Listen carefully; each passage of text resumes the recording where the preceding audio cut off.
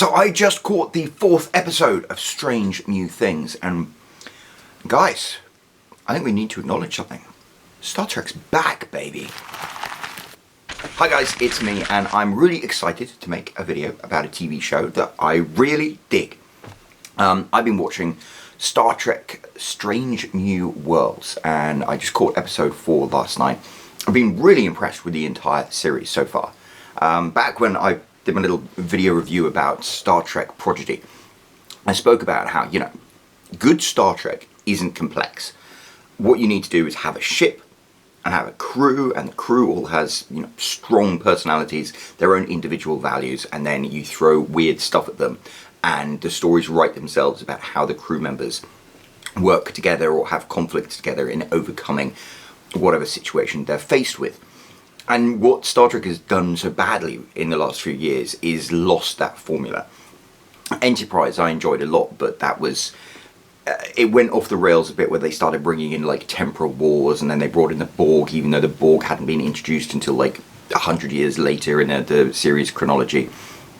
You had Star Trek Picard, which I tried really, really hard to get into because I love TNG, I love Patrick Stewart, and I just couldn't. I gave it up after the first couple of episodes because you needed to learn all this new lore to be able to understand the story. And to me, that was immensely frustrating because Star Trek is nothing but lore. It's like a church, it's like a religion. And you have all these different series, the original series, the Next Generation, the movies, they're all like gospels. You don't need to build a new universe of lore, you can just use what exists already. And that's where Strange New Worlds just nails it. Because Strange New Worlds is set on board the USS Enterprise that we know and love. It has a captain, Captain Pike, who we know and love from the pilot episode of the original series back in the 60s, from the follow-up episode. That's all alluded to. We have familiar characters like Spock and Uhura, and yet we have new things introduced. But what this show does that is so brilliant is they give us this familiar package. It's shifted slightly and changed slightly, but then they give us the episodic storytelling that makes Star Trek brilliant. And so far, each individual episode has done a wonderful job of having a self-contained story, a really strong self-contained science fiction story, in which a few characters are highlighted, and there's a problem they have to face, and the characters' conflicts and secrets and things get in the way. But the episode I saw last night, which was episode 4 in the first season, that was where it all came together brilliantly. And I think the irony is that this episode in particular is absolutely a homage to 2 of the best episodes of Star Trek ever made. And one of them is the movie, The Wrath of Khan. My personal favourite Star Trek movie, which was this huge cat and mouse game in a nebula between Khan and Kirk in their huge ships. It was just a beautiful way of making space combat seem real. And then in Star Trek Deep Space Nine, had a great episode called, I think it was Tough Little Ship or something like that. It was about the Defiant, this awesome ship, getting ambushed and having to go into a gas cloud and do the same sort of thing, the same sort of submarine combat. And what worked so well in that episode is there are sort of 3 different stories going on. There was Quark and a trade guy who's played by James Cromwell. But they had to solve this problem of this torpedo lodged in the front of the ship. And then there was Dax and Bashir, and they had to hide away in an elevator. And then there was Cisco, and there was Kira, and Cisco was injured, and Kira had to support him, and it made her question, her faith, because he was the prophet. And then, of course, you had Worf stepping up with O'Brien and being a badass and winning the day. It was a great episode. It was like one of the best episodes of Deep Space Nine ever, and Deep Space Nine was fantastic. But what they did for Strange New Worlds is they took exactly that formula, and they had Captain Pike and the Enterprise go and try and deliver something to these colonists. It was all a trap, and you had the Gorn appear from nowhere, knock the ship into ribbons, and then Pike had to lead this cat and mouse game in a brown giant, I think it was, to try and escape. So it was a very, very simple setup, and it was very, very familiar setup, but it was executed brilliantly.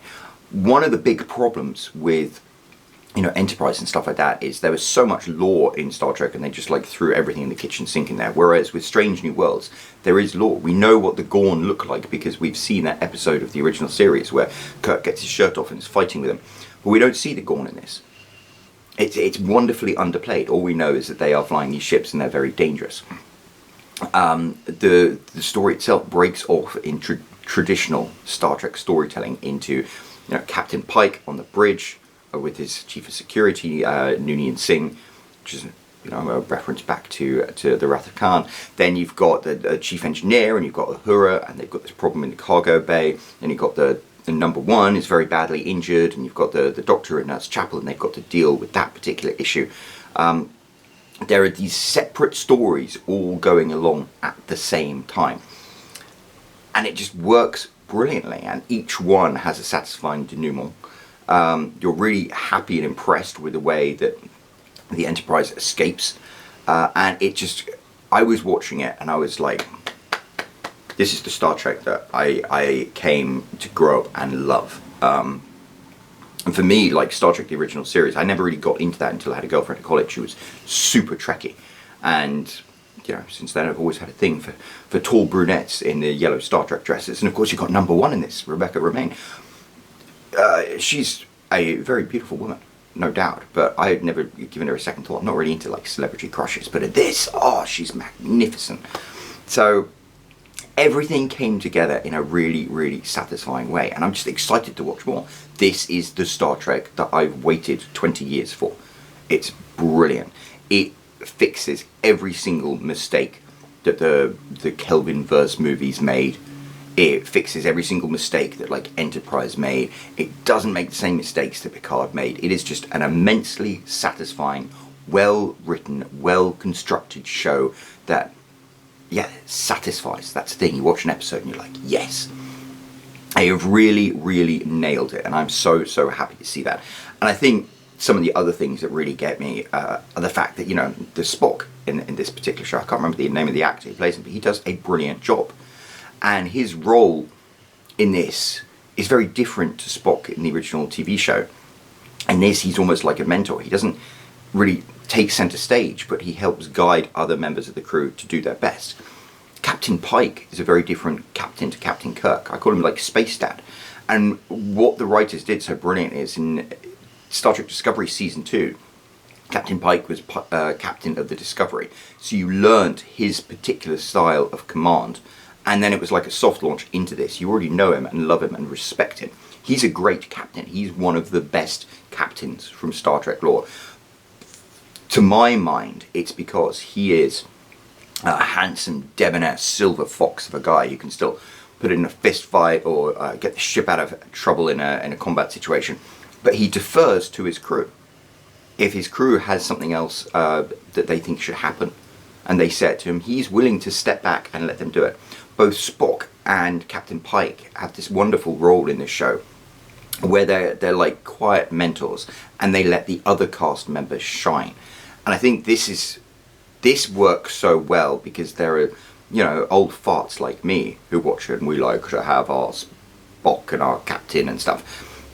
And so we don't feel like anything is woke or trying to force anything down our throat, because we have the familiar characters that we insecure people feel familiar being there. And yet the new cast of characters are given the opportunity to shine and demonstrate their competence because of the leadership style of Spock and Kirk. I don't know, it all comes together in a brilliant way, and I have just been loving this series.